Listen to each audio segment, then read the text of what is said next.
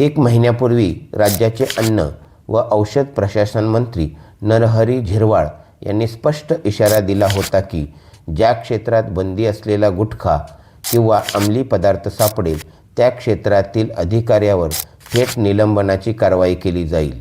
मात्र आज वास्तव काय? ना निलंबन ना ठोस कारवाई।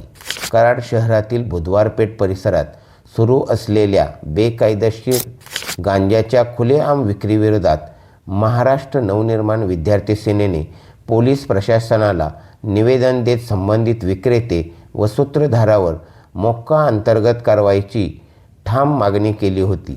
तरीही प्रशासनाचा जाणीवपूर्वक कानाडोळा सुरूच आहे। ही निष्क्रियता म्हणजे समाजाच्या आरोग्याशी आणि तरुण पिढीच्या भवितव्याशी थेट खेळ असल्याचा आरोप केला जात आहे। आता थेट इशारा देण्यात आला आहे। 26 जानेवारी प्रजासत्ताक दिनी महात्मा फुले यांच्या पुतळ्यासमोर आमरण उपोषण छेडण्यात येणार आहे।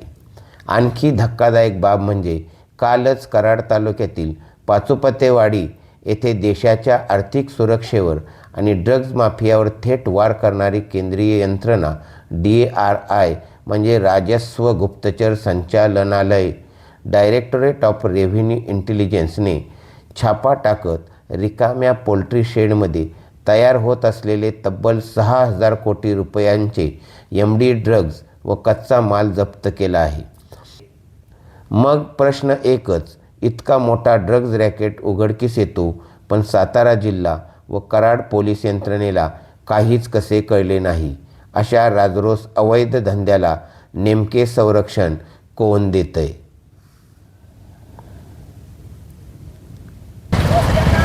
नमस्कार, आत्ता आपण बुधवार पेठेत फुलेनगर या ठिकाणी महात्मा फुले यांच्या पुतळ्यासमोर आहोत।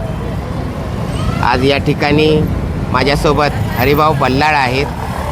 त्यांनी अनेक वर्षापासून सामाजिक चळवळीत काम करत आहेत। या फुले नगरामध्ये नक्की काय घडतंय, काय बिघडतंय याबद्दल ते पहिल्यापासून प्रत्येक गोष्टीशी त्यांचं ज्ञान आहे। आज त्यांना स्वतःहून काही एक अनुचित प्रकार घडत आहेत या फुलेनगरमध्ये, त्याबद्दल बोलावंसं वाटलं। त्यांनी ते आपली भूमिका मांडत आहेत। तर हरिभाऊ, आपण या ठिकाणी आपली भूमिका मांडावी। गेले 4 दिवसापूर्वी एका महिलेनं आपली व्यथा कराड शहर पोलीस स्टेशन आणि तालुका पोलीस स्टेशन कराड तालुक्याचे प्रमुख यांच्यासमोर निवेदन देऊन मांडली की बुधवारपेठ महात्मा फुले नगरमध्ये गांजा विक्रीचा व्यवसाय फार मोठ्या प्रमाणात होतो आणि त्याच्यामुळे तरुण पिढी वाह्यात चाललेली आहे। सर, मी तुम्हाला सांगू इच्छितो, तरुण म्हटल्यानंतर आपण 18 वर्षाच्या पुढचे व्यक्तीचे बघतो, परंतु आज 6वी 7वी 8वी 9वीचे विद्यार्थीसुद्धा या व्यसनाच्या आहारी गेलेले आहेत। कराड शहर नव्हे, बुधवारपेठ फुलेनगर नव्हे तर संपूर्ण तालुका यामध्ये गर्दीत अडकलेला आहे। मी असं याकडं पाहतोय की आजची पिढी आपली चालली कुठं? शिक्षणाचं सूत्र कमी होत चालले, विशेष करून आपल्या या बुधवारपेठेतील आमच्या समाजामध्ये शिक्षणाचं सूत्र फार कमी आहे।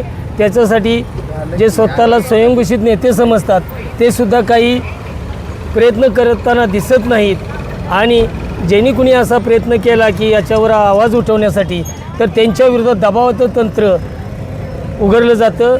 त्यांना धमक्या देणं, मारहाण होणं असेही प्रकार आम्ही पाहिलेले आहेत। प्रशासनानं याकडे गांभीर्यानं लक्ष देण्याची गरज आहे। प्रशासन सुस्त आहे का तर आहे, काय होतं आहे त्याकडे लक्ष देण्यापेक्षा आपलं काय भासतं आहे का या बघण्यातच प्रशासन मग्रूप आहे अशी नागरिकांची शंका आहे।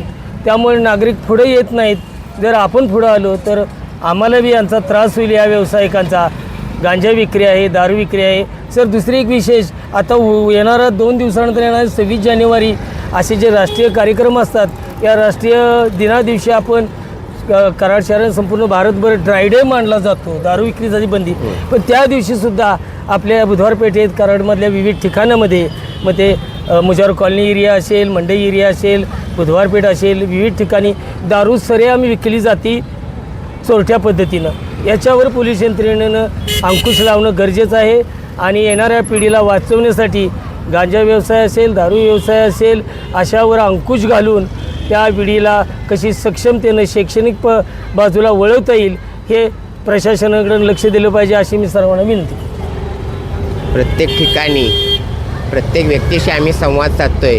प्रत्येकजण म्हणतंय प्रशासन याकडे कानाडोळा करतंय किंवा प्रशासनाचं किंवा या ठिकाणी असणारे लोकप्रतिनिधी आहेत ज्यांनी या समाजाचं पालकत्व घेतलेलं असतं ते सुद्धा दबाव तंत्राचा वापर करत आहे. त्यामुळे या गोष्टीकडे आता कोणत्या स्तरावरती लक्ष द्यायला पाहिजे, कारण ही बाब अत्यंत गांभीर्यानंच किंवा गंभीर स्वरूपाची बनलेली आहे.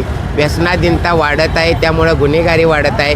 पोलीस प्रशासनापुढे हे फार मोठं आव्हान आहे. त्याला पोलीस प्रशासन कशा पद्धतीनं प्रतिबंध करतं आहे किंवा कसा अटकाव करतं आहे यावरती आता आपल्याला पाहण्याची गरज आहे.